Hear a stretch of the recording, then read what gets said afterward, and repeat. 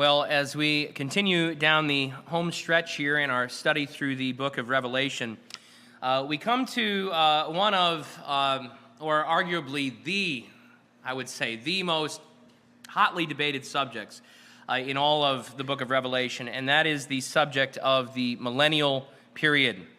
And this text is very clear, as we just read, that in the course of these eschatological events that we have been studying here, that there is 1,000 years, according to verse 3, wherein both Satan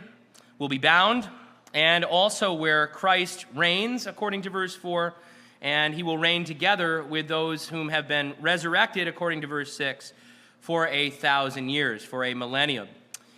And while it might seem very, very clear from this text about what is going to happen, there are, as I said before, a lot of viewpoints, several major viewpoints that are held, I would argue, by very biblical men, conservative scholars, pastors, teachers throughout the years on what exactly the millennial period is and when it will happen and what will happen during it.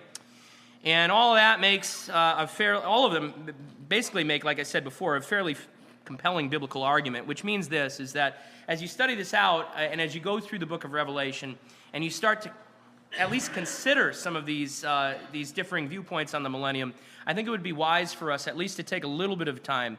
to be able to consider what they have to say, bearing in mind just so many good teachers have held to differing viewpoints. And again, I just want to reiterate this and I think I said this in one of the very first sermons that we preached, been going on almost over a year now in the book of Revelation, but I want to reiterate that our viewpoints